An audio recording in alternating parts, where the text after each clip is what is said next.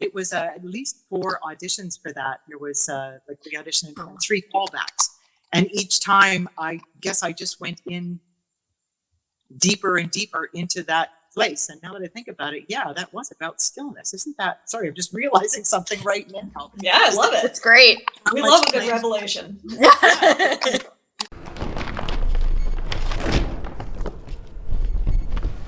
We're super excited for our guest tonight. Ladies and gentlemen, let's just bring her out at this time. She is the one and only Karin Konoval. What's up? Hello. Hey, you guys. How's it going? It's going good. We're very, very excited. Oh, okay. I think we might have like a slight delay, but we're gonna make it happen. Can you hear us okay on your end? I sure can. Yeah. Okay, perfect. Well, Danica, you want to get started? Yeah, so the first thing we wanted to ask you about is we chatted a little before the stream about the fact that I'm a huge theater nerd.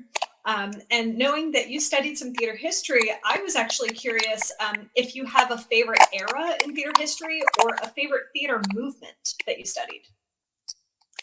No, I guess I don't really. Theater history was my original academic degree before I went to acting school, and I enjoyed it all a lot. But I have to say that it wasn't really until I started working professionally and mostly doing, well, not mostly, but a lot of musicals, like 25 years of musicals.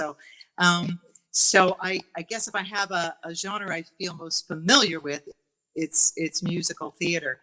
And there are, certain composers and stuff that who I've most loved singing and working with their material. So in that regard, I could say, I mean, like in terms of musical theater, Stephen Sondheim's work is just brilliant and stunning to work with as an actor. It's just amazing. I loved working with so challenging to sing. It's so challenging, but it's just incredible. And I think I've done maybe 5 Sondheim musicals. Wow. And nice. Yeah, they're really, it's exceptional. Like for an actor, it's amazing material. It's just amazing material. And the subtext that you get inside his orchestrations is like everything is just so complete. It's incredible. So I can definitely remember the first Sondheim show that I worked on, and it was literally like the feeling of falling in love. It was.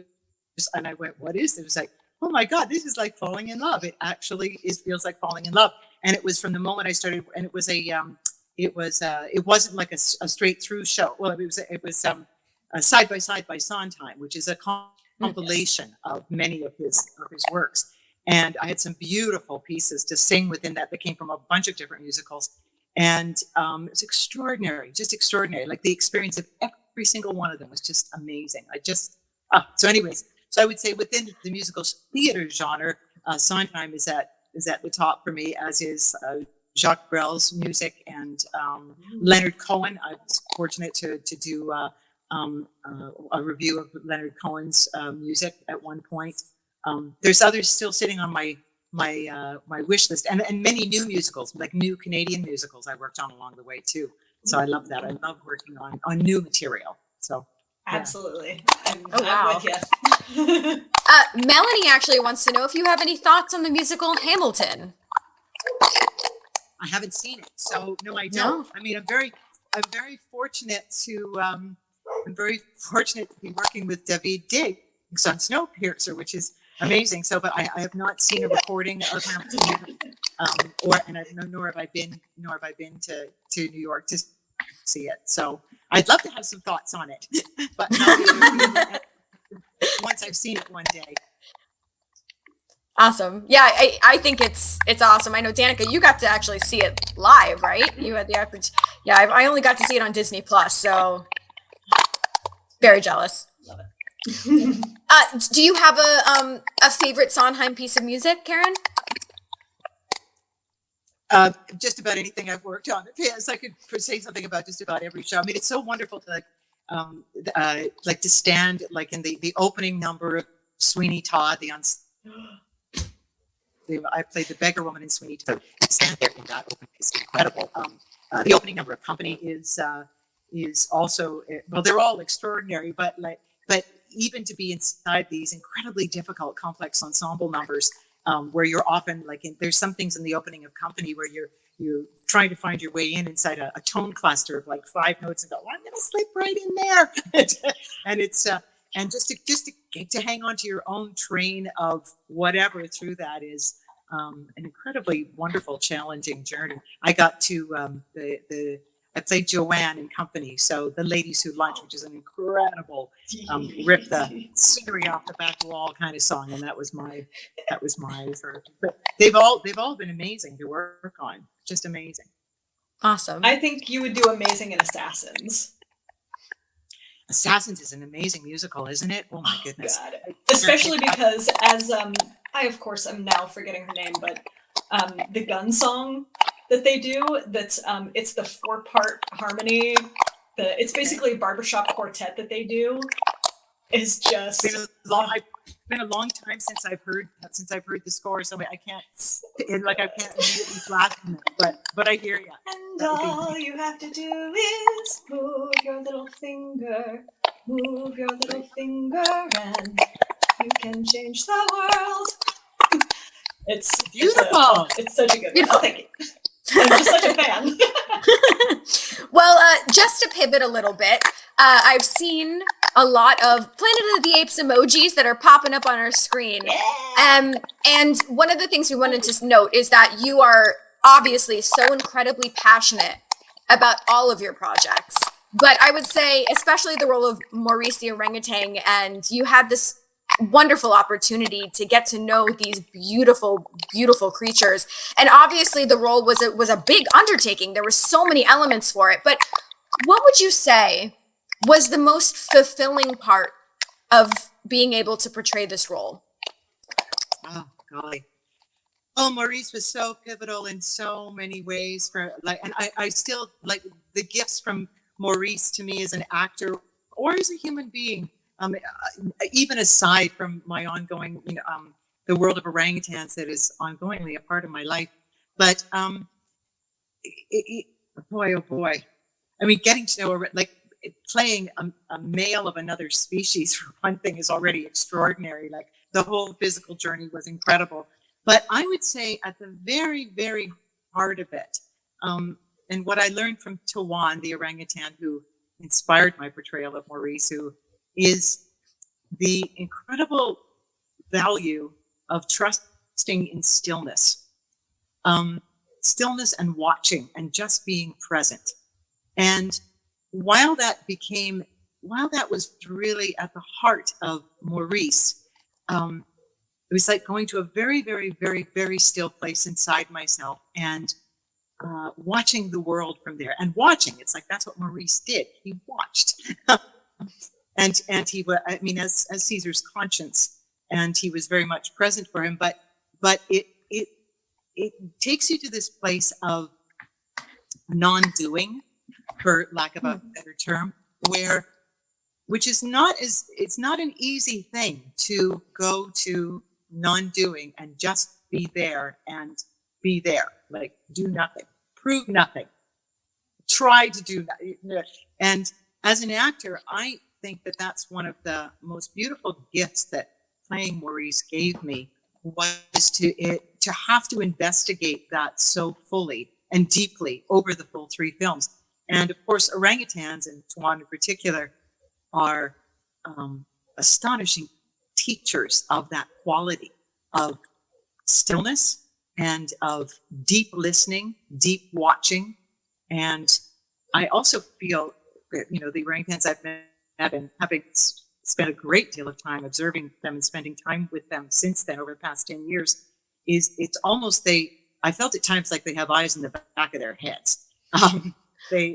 Their sense of, it's not just a matter of what they see from their eyes, but they're picking up on things in so many ways that it can be just, and I've seen proof of this, like overt proof of this happening many times. So there's whatever is that quality, the magic of orangutans. You've had the opportunity to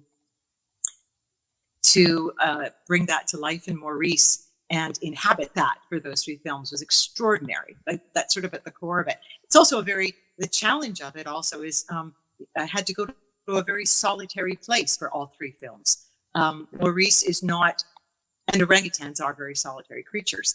They don't, unlike chimpanzees, or gorillas who work in family units, or the orangutan family unit, it would be the mother with the child for the first 9 years of the child's life, because they spend that long with their mother to learn how to work in the jungle, and which foods are just, all of the learning is pretty extensive.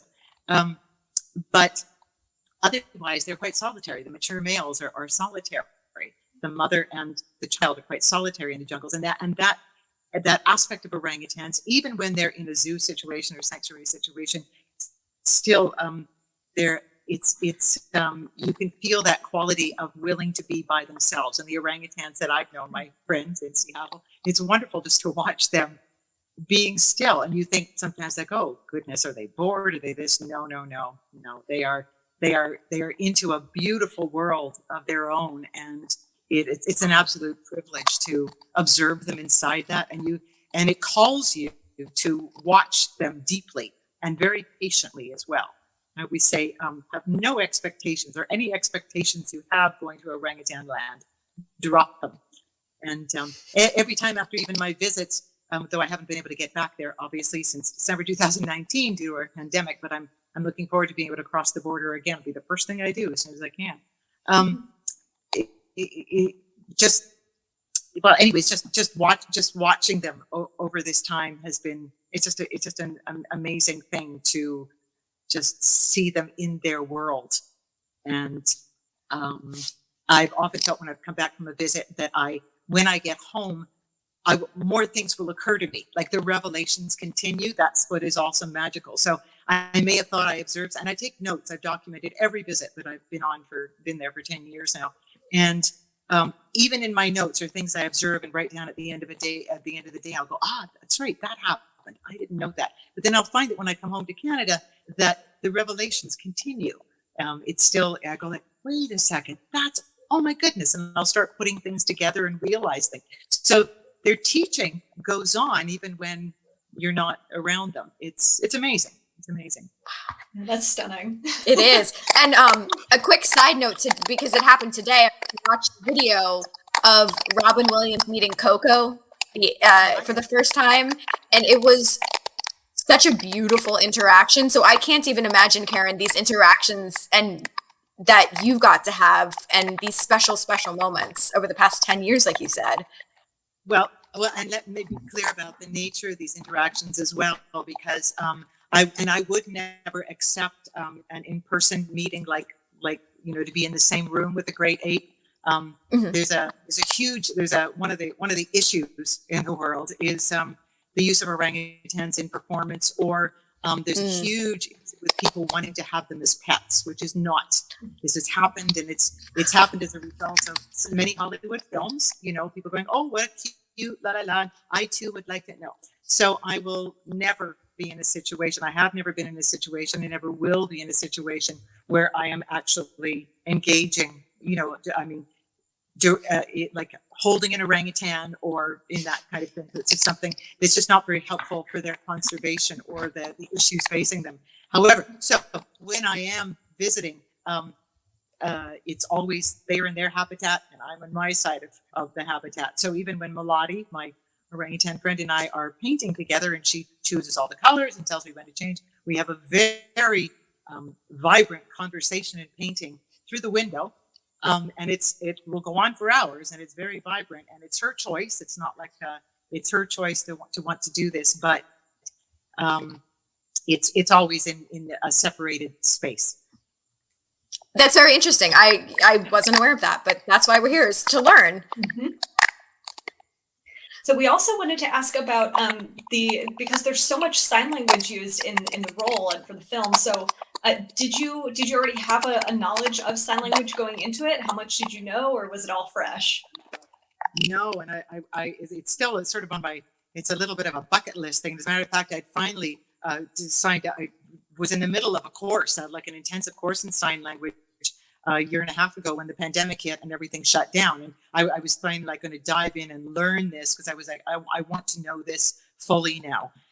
No, we were fortunate to have sign language coaches on each of the films, but like when we hit the sign language in the first film in Rise, it came upon us very suddenly one day when Andy and I had to do the first scene together.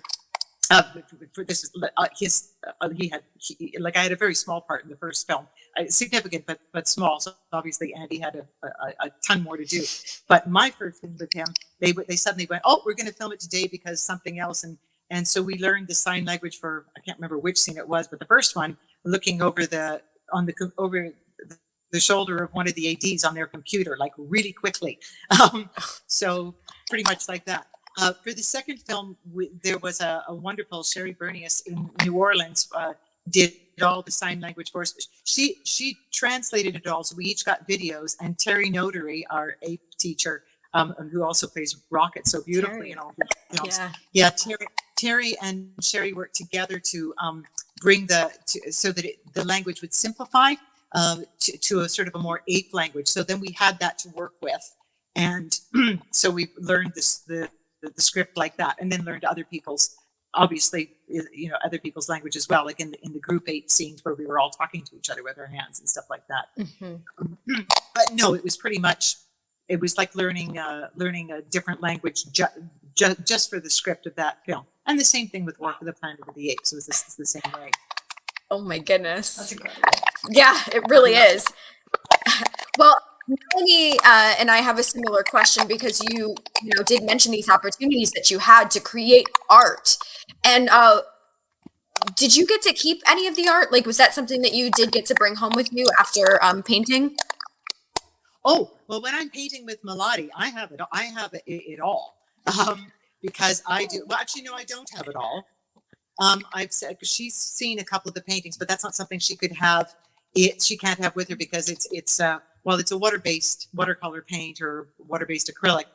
The only paints that the orangutans can use in their enrichment is non-toxic, and they've got to be certified non-toxic in all ways. So, but that's not what Melody likes to do. Melody likes to pick the colors, choose the colors, say what's what with the colors and everything. Now, that said, for many fundraising opportunities, I have done things like created posters of our like. I have everything because I will never use anything for outside of her orangutan fundraising opportunities. None of it will ever go anywhere unless it is to raise money for orangutans in Sumatra and Borneo, or the Center for Great Apes in Florida. Those are the places, or for the Orangutan Species Survival Plan. So I have done, because I do fundraising things, or take part in fundraising things every year, or donate things for fundraising things. So I've done things like create mugs with our artwork, or posters, or cards, things like that. So, so all the originals still sit with me, and then at some point, someday there will be some exhibit, or they'll be part of a book with the stories or something like that. But anything that I would do around orangutans would be, like for in support of their conservation, or in support of the efforts of the people who are working very hard for their conservation. Mm-hmm. So specifically the Sumatran Orangutan Conservation Program, or the Borneo Orangutan Survival Foundation, Center for Great Apes in Florida. Those are the three major ones that I support, and through Orangutan Outreach, which is a wonderful fundraising organization that supports orangutans in Borneo and Sumatra. And as a matter of fact, there is I just realized I should spit this out now. International Orangutan Day is August the 19th. That is coming next week. And for the past 3 years, and this is an X-Files connection, a beautiful one, at the last X-Files convention a couple of years ago, two lovely fans, Sarah Roussel and Nita Lang, approached me and said, would I like to do something with them in terms of orangutan fundraising? And this wonderful thing. So this is their child that came to life, and the first year. So Sarah, they're both wonderful artists, and Sarah has her own company, Roo Rags. You can always check it out, rourags.com, to see some beautiful hand-printed screen art and Sarah's art. But anyways, so Sarah designed T-shirts the first year, and I did a postcard for it and everything. And the first year, with the X-Files fans' incredible help, we raised enough money to adopt 3 orangutans for a year in Sumatra. And then the second year, it was so amazing, this fundraising effort, that 12 orangutans were adopted for a year. So the next fundraiser is coming up. I don't know, it's not necessarily going to be launched in exactly August 19th, but it'll be coming up sometime soon. And if you want to know about this and take part in it, I've already created my postcard contribution for it, which is off with Sarah in Louisiana right now. And this will be announced at some point in the next week. And there'll be just a limited number of a very particular special 3 days only piece of artwork that will be screen printed onto t-shirts and bags and hand signed postcards from me. And so if you want to know about that, follow I think Sarah's handle is at Stella Rue on Twitter, and Nita's is at Don't Panic Face. And anyway, so that's coming up at some point in the next 2 weeks, but follow at Stella Rue if you want to learn more about that and take part in this. It'll be really special. And That's awesome. Let's see how many more orangutans we can adopt this year. Be great. Okay. Oh, there you go. Well, I was going to say, Karin, this has to be kind of like interesting for you because did you ever see like this journey in your life, like your passion being these orangutans, like just, you know, here you are singing Sondheim and now it's like this extra bonus that you get. How is that very surreal for you? It's totally, I mean, it's like, and I was thinking about it about a week ago was somebody put up something. It was the 10th anniversary of the opening of Rise of the Planet of the Apes. And I was like, holy crow, that is amazing. You know, that was 10 years ago. And when I think as I posted, when I shared the post on Facebook, it was like the gifts that have unfolded from this for me in all ways, the orangutans, the people who care for orangutans, the just the everything, the POTA family, you know, like the Planet of the Apes, that's POTA. It's short for. Got it. But all the artists who worked on any side of the camera, it's just been absolutely amazing, just amazing. And yes, literally, I think that was it was with Maurice that then I decided, I went, okay, I've done like 25 years of musicals, and that's lots. I've sung thousands, like tens of thousands of performances, just like tons. So I thought, well, I'll switch over more to film now. And so that was also transitional that way.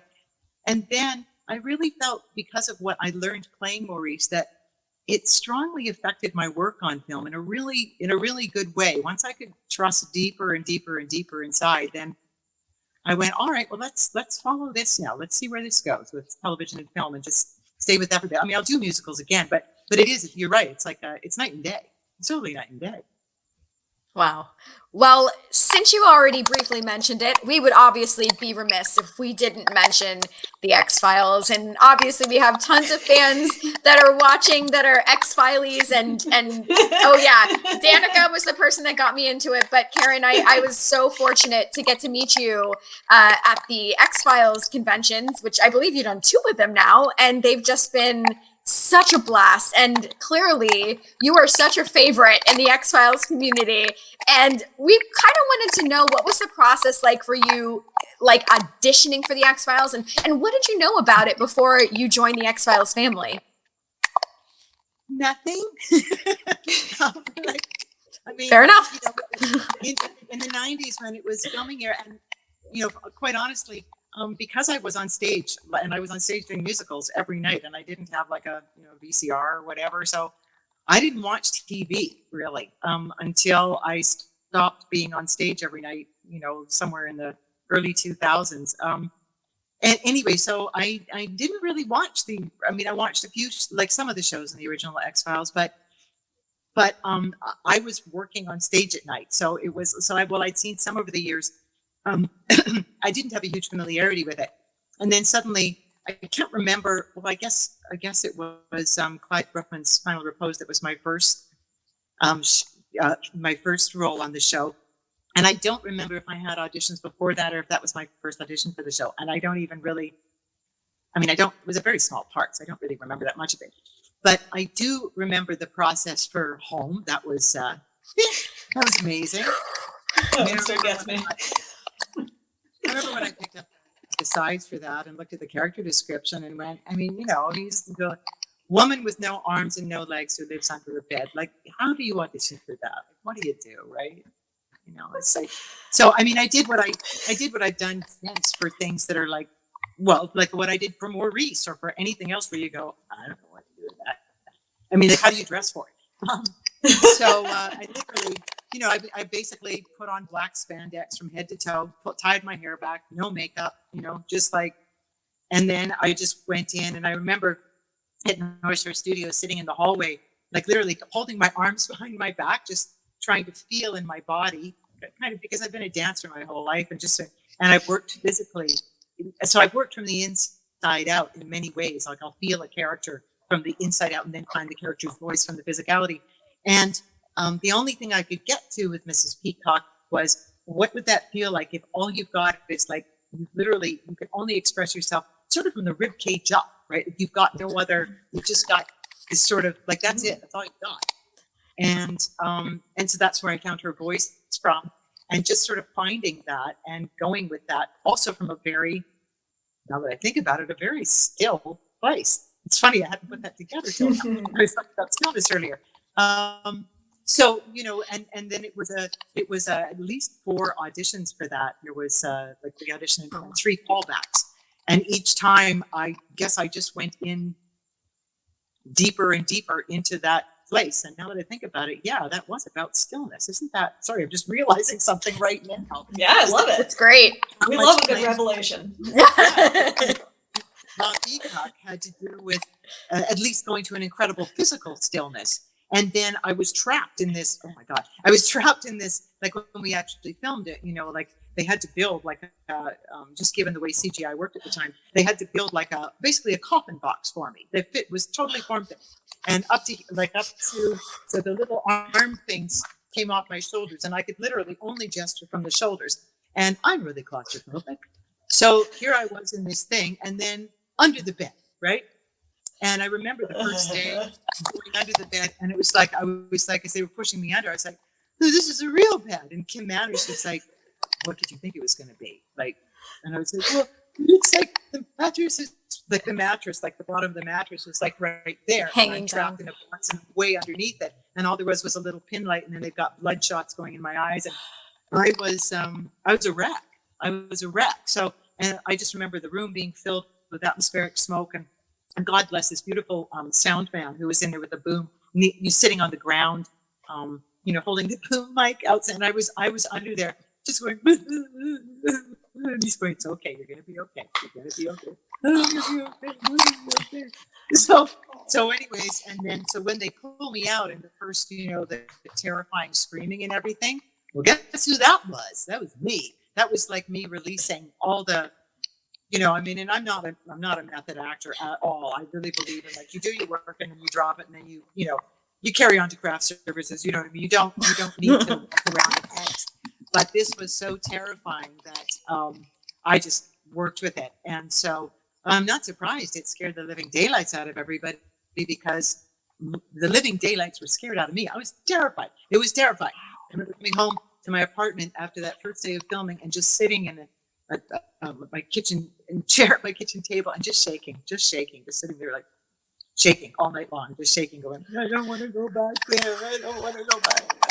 But anyways, and then, you know, but it was really interesting, a really interesting role. And I have such admiration for, like, when we were at X-Files, and they played Home, where we met that kid, which was, that was incredible to see it with the family. And as I said to the fans, it was the first time I'd ever seen it through, because it was such a scary episode that when it did air in Halloween, whatever, 1995, I watched it with the script in front of me, closing my eyes every time, you know, a yucky bet showed up. So as I admitted to, it's a rough one. People who were there that night, they said, I'm going to keep my eyes open for this screening. And I did.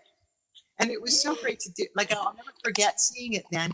And my respect for that episode as an incredible and iconic piece of filmmaking just skyrocketed. And I also realized, I went, I'm hardly in this damn thing. Like, I'm hardly in it. Like, Mrs. Peacock is, like, if you took her screen time, you'd go, it's nothing. You know what I mean? It's like, it's what does it add up to? 6 minutes, maybe 7, if we're lucky, out of the whole whatever. this thing is extraordinary. Like I think it's such an amazing piece of filmmaking, and it was so wonderful for us all to see it together there. Yes, that was like definitely the highlight of my weekend at X Fest, and everyone's agreeing that they really enjoyed watching it in the group setting, thankfully. But oh well, can we do one more question each and then do the game? yes, because ask yours, Danica, and then I know Billy had a question that she sent in, so we'll do yours and then we'll do Billy's question. Great. So I also wanted to bring up my other favorite episode of yours with little Chucky. So, because effectively to me, you did play effectively 4 characters in that episode alone. So, I mean, first of all, complete hats off, because that is such an incredible range that you show. Just in that episode is just stellar work. But moreover, it looks like you just had so much fun playing Chucky. Especially, I mean, I've seen all your the videos that you did like on Twitter. Hysterical. I love it. So I was kind of curious, like, have there been any other characters are that fun to play for you? No. It's just him. No, I mean, there's been things that, like, Maurice was like, my heart inside Maurice, and there was a Canadian film I did in 2006 called Cable Beach, where I was first given a beautiful large role to like carry all the way through. That was amazing and very meaningful to me. There's been other really meaningful things, but in terms of sheer outright fun and easy, Chucky, no question. Chucky, bar none. Chucky was and thank you for acknowledging all 4 sides of them. I have to say, because people would say, oh my good, how did you do this and whatever, because they didn't do it with very much makeup. And God bless Bill Terazakis. Oh my God, we lost Bill last month, which is so sad. But Bill was who I'd done other things with, and I'd done like Tin Man with him and some other prosthetic works. And with this one, Bill said, bless his heart, I'm going to miss him dearly. He said, let's not go with the wig. Let's let you act this one. So he did. That's the big, like just the sideburns, just a good mustache, a little bit of 5 o'clock shadow, a little bit of stomach padding. And he let me act that, and eyebrows. I mean, like but basically it was not a long makeup job. It was like, I don't know if I was in a chair for 45 minutes or an hour at most for that, at most. Just gluing the few things on. And and some little earlobes. He added to my earlobes. It was really simple stuff. And so they based it on what I'd done for the audition. The 2 sides of Chucky, the 2 sides of Judy. And it was it was so much fun from start to finish, no question. Being there with Chris and with Kevin, our wonderful director, and I had such a good time working with David Duchovny. I mean, he's so funny. Like he just cracks me up at every given opportunity. He's incorrigible. He's just wonderful. I just loved it. It was joy. And I would have like, if somebody would make a series for Chucky, I'd be like, oh, let's just go. Let's do it. It'd be so much fun. Yes! I've been wishing for that ever since. I mean, I've, every once in a while I've written to Chris and gone, well, couldn't he just have like a crappy little antique store or a, you know what I mean? Like a junk store where, anyways. But that was the easiest job I have ever done in my life, bar none. On stage, on screen, anywhere. Playing Chucky and Judy was the easiest thing I've ever done in my life, and I'm not joking. Easy, so incredible. Easy. And like what a juxtaposition from those like Danica said, 4 sides of 2 characters versus Mrs. Peacock. Like, oh my goodness. Well, this question is from Billy. Billy said, Karin, thank you so much for taking the time to do this. You were amazing, and it was an honor to meet you at X-Fest too. The question is, if X-Files returned for another season, and they asked you to do another episode, would you do it? And if so, what character would you like to do? Would you like a return of a prior character or a completely new character? Well, I think the answer is obvious, and I would say yes, in a heartbeat. And I would do anything for Chris, anywhere, anytime, like anything he was working on, X-Files or anything else, or Glenn Morgan. These are magic men. They're absolutely, I call them the magic men to their faces, they are, and I would go anywhere and do anything that they wanted me to be involved in. So X-Files or anything else. And well, I've just said how much I would love to revisit Chucky, but if somebody came up with another idea that, if either of those gentlemen came up with another idea, I'd go like, yeah, let's do it, whatever. Because in this business too, it's like, it's the people you work with. And when you meet magic people like them, or like Andy Serkis, for example, or Matt Reeves or Rupert Wyatt, folks like that, these are like the people that I've worked with, where you go, you say the word and I'm there. And I'm there. Helen Shaver is a Canadian female director. That's somebody else that I would go like, okay, I'm there. So basically the answer would be yes to X-Files, yes to anything Chris or Glenn would dream up.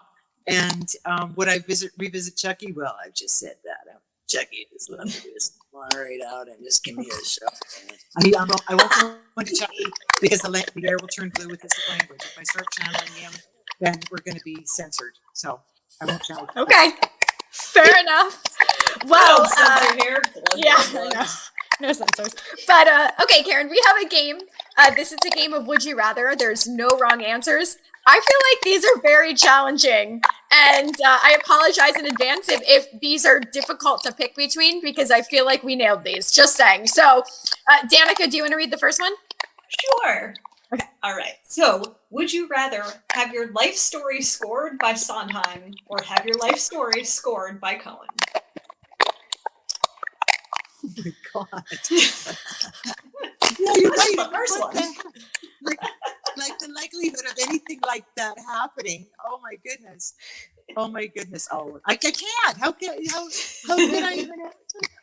I guess there's going to be. I don't know. How can I answer that? Oh my! I guess I'd say Sondheim, just because of the possibilities of a range of all kinds of items. But it's an impossible question. It is. I mean, if you put it in the way of like with Sondheim, you're probably not. Your life story is not going to go in a linear fashion. That's true. So at least there's that. Well, the only thing I was thinking of is that. Much of Mr. Cohen's work, a lot of it can get very deep and can get into some incredibly valuable and beautiful dark places. And the poetics of it are astonishing. Stunningly beautiful. And Sondheim can surprise all over the place. So I can't make that. I just look at it and go, oh yeah, right. It's like anybody. A mashup of the two. Yeah, we're gonna do a mashup. So a mashup. Little column A, little column B. Perfect. All right, here's the next one, Karin. Would you rather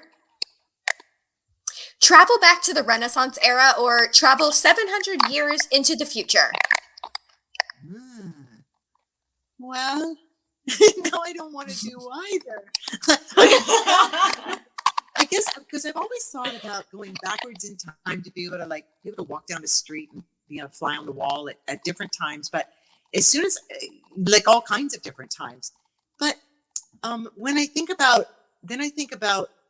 like the rights of women at different times, I go, well, I wouldn't want to go back to some time as a woman, right? Because like we're so lucky in North America, and I think we forget this sometimes, with it, like the ability that we have to have a career or make a living or vote or anything.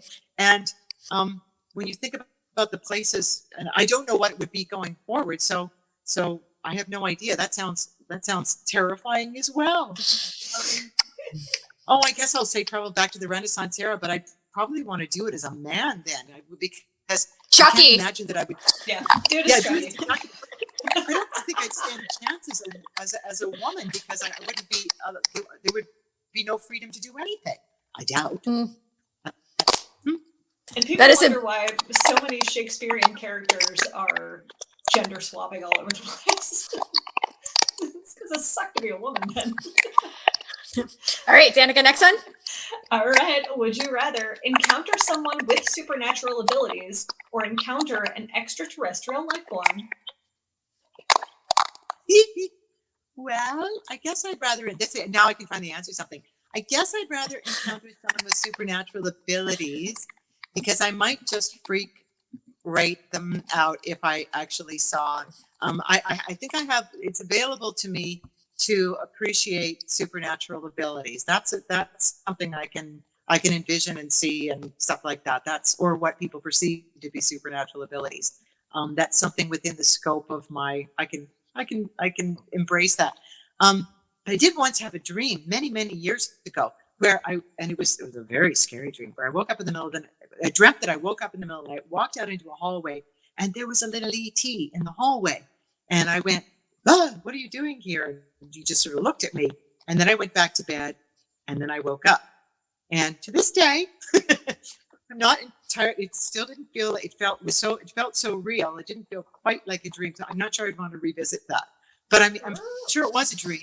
But I'm not entirely positive that it was. It was like it wasn't actually even in my own apartment. It was in Tom's apartment, but when we were dating before we got together 20 years ago, before we moved in together.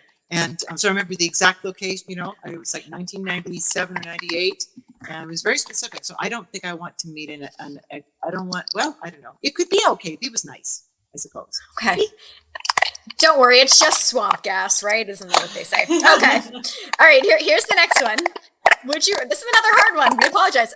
Would you rather live in the Planet of the Apes world or live in the Snowpiercer world? I think that's easy. Good. I think which part of the Planet of the Apes world. But like at the part when things are nice, like when they're in the Muir Woods and everything's going along well, not when the shit's hitting the fan. In the Snowpiercer, I love the train, but we have a lot of atmospheric smoke on the train. It's tough because I love the this has nothing to do with the I love the ensemble cast of both. I love being part of the ensemble of Snowpiercer so much. It's wonderful. But we have a lot of atmospheric smoke on the Snowpiercer train, in the night. But I love being part of that world or the real life world of Snowpiercer, like the real live ensemble. The actors are wonderful to be with, and if it came down to that or the ensemble on Planet of the Apes, I couldn't possibly choose between. But I think I'd rather be in the Muir Woods with the orangutans if it had to go to the world. All right. I like that. Good answer. Good answer. All right, Danica. All right. Would you rather spend a year in a jungle with Andy Serkis or spend a year in space with David Duchovny? Well, I don't want to go out to space because those little rocket ships, I have to mention the claustrophobia, right? So you go like, I don't care who's out there, but you're not going to find me, sitting around in a rocket ship there's no way out of this thing. So I definitely will pick the year in the jungle, and it'd be wonderful to spend a year with Andy Serkis.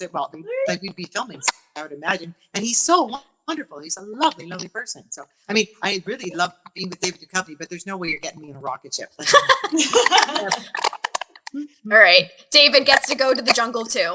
Yeah, there you go. Just everybody goes to the jungle. Everyone goes to the jungle. Yep. Okay, we got two more of these. Here we go. Would you rather spend an afternoon painting with Salvador Dali or have a writing session with Arthur Miller? Gee whiz. I don't know. Well, I guess the painting would be fun, just because that would be very interesting. That would probably be amazing. Arthur Miller is an incredible playwright, and I've loved his work very much. But I have a feeling that splashing some paint around with Salvador Dali would possibly be more fun. I hope. I don't know. Okay, it's a great answer. I would not have an answer for that because it's two of my favorite artists of all time. I literally have a Dali tattoo, and I literally own every piece of writing that Arthur Miller has ever written, literally. He is. I think I have all of Arthur Miller's work as well, and it is incredible work.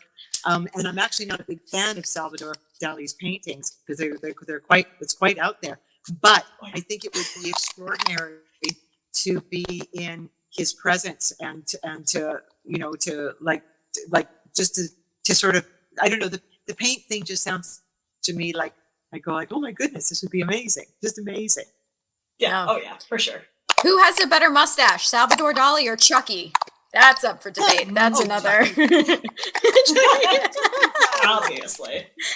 Nobody's cut, especially my $5 bizarre novelties mustache that I've been using for Chucky for the Twitter things for the last however, whenever I literally take a piece of like double-sided tape and just go there, and it starts to come off in the middle of whatever. But so nobody's got a They're better so mustache. great. All right, If Danica. everybody out there has not had a chance to see these, highly recommend.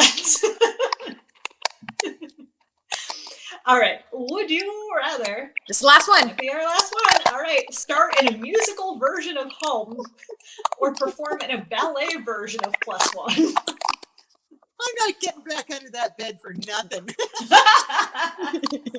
And the thought of Chucky as a ballet, oh my goodness, I couldn't resist. Can you see Chucky in his own ballet? Oh my God. Oh 100%. my God. Somebody should put Chucky in a ballet. Oh my God. He'd be unbearable. Absolutely unbearable. He would be just awful, and he would think he was absolutely brilliant. He'd probably be like smoking on stage. He'd have a drink with him. He'd be. I think Chucky in a ballet. Oh my God, that would be amazing. That'd be my Actually, new favorite ballet. all four of them in a ballet would be amazing. Every single one of them. Right. Judy, Chucky. Oh, I'd love to do a ballet version of Plus One. Yes. Oh yes. I don't hate it. Well, that's the end of that. We finished Would You Rather. And Oh, the unfortunately, face I know, we're coming to the end of the stream. So before we wrap this up, Karin, do you have any final thoughts you want to leave us with here? It's just been really great to spend the time with you guys, and thank you so much for wanting to do this with me. And I look forward to, Kid, when we can meet in person again, and Danica, when we can meet. That would be so wonderful. So wonderful. Yes, So I definitely. look forward to whenever, when we get to the other side of the pandemic and all of that stuff, and when things are happening again, I just really look forward to meeting you both in person. That'd be so great. Absolutely. It's just great. X-Fest 3, putting it out there once everything is just like Melanie yes. says. Yep. Yes, we agree, Melanie. Well, before we do wrap this up, we want to go over our upcoming guests that we have. So next Tuesday, we have Levi Cooper, who is a professional wrestler. On Thursday, another professional wrestler, Chelsea Green. Following Tuesday. Yeah, following Tuesday, excuse me. Then that Thursday, Matthew Embry from the band Our Expandants. And then at the end of the month, we're welcoming back Greg Proops from Whose Line Is It Anyway? And gosh, man, this has just been such a joy, Karin. Thank you so much. Like Danica said, my face hurts from smiling so much. Your stories are incredible. And until we see each other at X-Fest 3, I guess now we must part ways. Karin, I look forward to seeing all of your upcoming projects. I know you got some stuff coming up, so I look forward to it. And I guess have a wonderful rest of your week, everybody. We will see you guys real soon. Bye.